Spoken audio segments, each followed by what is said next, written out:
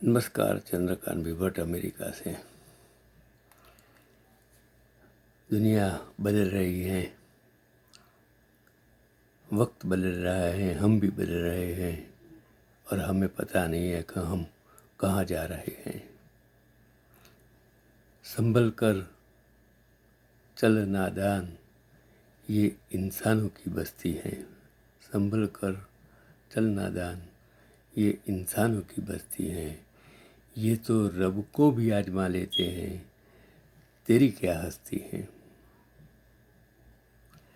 प्रसन्न व्यक्ति वह हैं जो निरंतर स्वयं का मूल्यांकन करते हैं, लेकिन आजकल हम दूसरों की प्रशस्ति में लग जाते हैं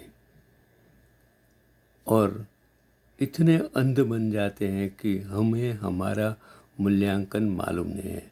हमारी हैसियत क्या है वो हमें पता नहीं है। क्यों दूसरों की प्रशस्ति में और दूसरे के लिए लिखने में हमारी शक्ति व्यय करते हैं। मैं खुद कहता हूँ कि मेरे समाज के लोग मेरे समाज का नहीं सोचते हैं। वो सोचते हैं एक यूक्रेन में क्या हुआ, कश्मीर में क्या हुआ, हिंदू मुसलमान की बात करते हैं। लेकिन जब मैं ये कहता हूँ कि हमारे ही समाज में हमारे लोगों की सोचने की बजाय, उसका प्रॉब्लम सोचने के बजाय हम दूसरे का प्रॉब्लम क्यों सोचकर अपनी शक्ति व्यय करते हैं। हम खुद का भाई बहन कुटुंब के बारे में कुछ नहीं करते हैं और बातें करते हैं कि उन्होंने ये कर दिया, उन्होंने यह कर दिया। उसकी वाहवाही में सोशल मीडिया पर हम प्रशस्ति में इतने डूब जाते हैं कि हम अपने आप को इसलिए और दुखी व्यक्ति जो सदैव दूसरों का मूल्यांकन इसलिए करता है क्योंकि वो दुखी इसलिए है कि दूसरों का मूल्यांकन करना, खुद का करना चाहिए। मजबूत होने में मज़ा तब ही है जब सारी दुनिया कमज़ोर कर देने पर तुली हो। लोग आपको कितना भी कमज़ोर करें, कितना भी मजबूर करें, अगर क्योंकि लोग तो तुले हुए हैं, समाज भी तुला हुआ है, इसलिए वो आपको कमज़ोर करने के लिए तुला हुआ है। इसके लिए अगर आप मजबूत नहीं रहेंगे, आप अपने आप का मूल्यांकन नहीं करेंगे, तब जीने का, समझने का कोई मतलब ही नहीं रहेगा। किसी ने पूछा कि इस दुनिया में आपका अपना कौन है, तो जो ज्ञानी व्यक्ति होता है उसने कहा कि समय, यानी कि वक्त। अगर वो सही है तो सभी अपने हैं, वरना कोई भी अपना नहीं है। अगर समय अच्छा है तो सब अपने हैं, अगर वक्त बुरा है तो सब आपके पास से चले जाएंगे। वक्त वो होता है कि जिस समय के साथ आपके साथ खड़ा रह सके, वही वक्त होता है, वही समय होता है, वही इंसान होता है, वही आपका संबंधी सगा होता है। बाकी वक्त बदलने से के साथ इंसान भी बदल जाए तो समझ लेना कि वो इंसान आपके लिए नहीं है। इसलिए मूल्यांकन करो दोस्तों का, अपनों का, समय का, संजोग का, कुटुंब का मूल्यांकन करो कि कौन अपना है। क्या तुम्हारा भाई अपना है, क्या तुम्हारी बहन अपनी है, क्या तुम्हारा समाज अपना है, क्या तुम्हारा देश अपना है। उसका मूल्यांकन करना ज़रूरी है, लेकिन वो कब कर सकते हैं, जब आप खुद ज्ञानी हो तो कर सकते हैं। अपने समय को सही देखना चाहते हो तो रब को याद करने का समय निकालो। अपने गुनाहों की माफ़ी तलब किया करो। बेशक हमारा रब माफ़ी को पसंद करेगा, लेकिन माफ़ी के लिए आप रब के पास तब जाओ जब आपको अपनी गलतियों का, गुनाहों का एहसास हो और आप सच्चे दिल से पश्चाताप करते हो तब रब के पास जाओ। बाकी रब के पास जाने में कोई अर्थ नहीं है। रब अपना काम करता है, आप अपना काम करते हैं, भगवान अपना काम करता है, उसने हमको भेजा है जो भी कर्म करने के लिए, हम वही कर्म करते हैं। लेकिन कर्म करने के वक्त अगर आप गलत काम करते हो और आपको समझ में आता है कि वो काम मैंने गलत किया है, तब आप रब से, ईश्वर से सच्चे दिल से माफ़ी मांगिए, पश्चाताप कीजिए और वो गलत कामों में से अच्छा काम कैसे हो सके वो जब आप समझेंगे तब आपकी ज़िंदगी का कोई मतलब होगा। बाकी आपकी ज़िंदगी नहीं है। इंसान और जानवर में तब कोई फ़र्क नहीं होता है।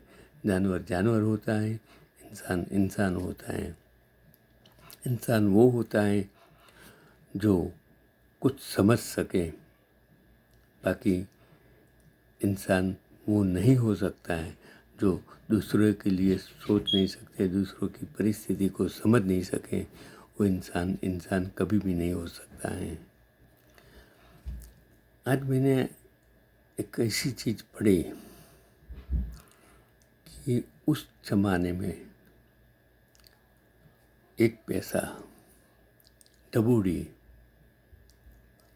4 आना मतलब 25 पैसा, उसको पावली बोलते थे।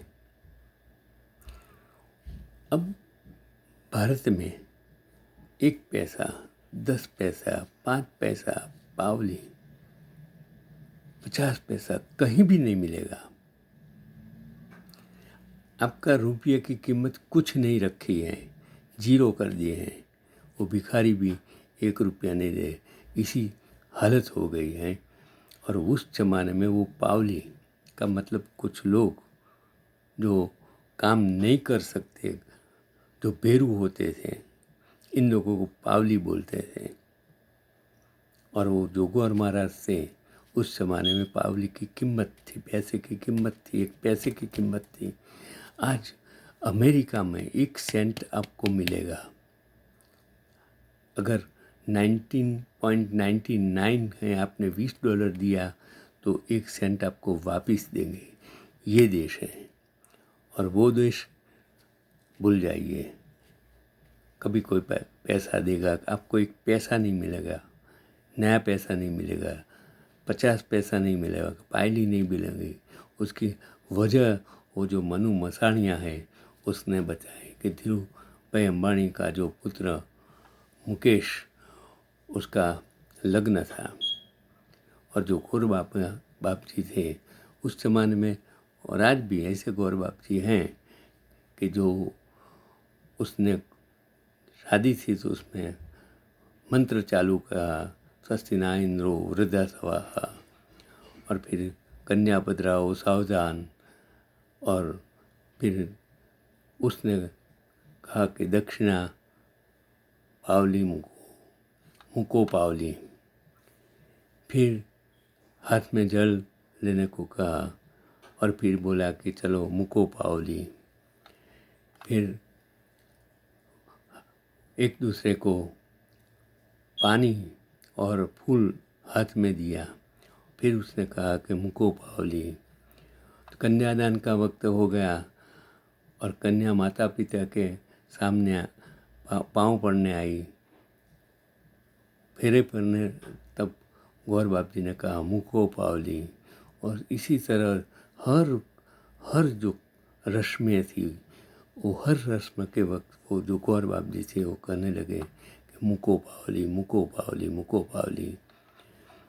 वो गौर बापा को मालूम नहीं था कि वो मुकेश अंबानी है, धीरूभाई अंबानी का बेटा है, और उसको सब मुको मुको शॉर्ट नाम से पुकारते थे।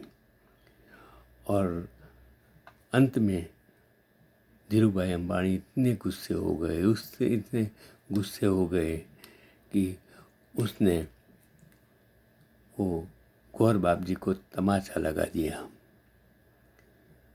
उस इतने गुस्से में आ गए और उसने सरकार को बोल दिया, सरकार पर दबाव डाला। जैसे आज भी पूरी सरकार वो अदानी अंबानी से चलती है न, वो रात कहे तो संसद में बैठे लोग रात कहते हैं। वो नेता लोग, वो दो गुजराती हैं न, उनके दो दोस्त हैं, वो कहे धीरूभाई जो मुकाबाई और वो अदानी साहब जो कहे वही वो दोनों करने वाले हैं।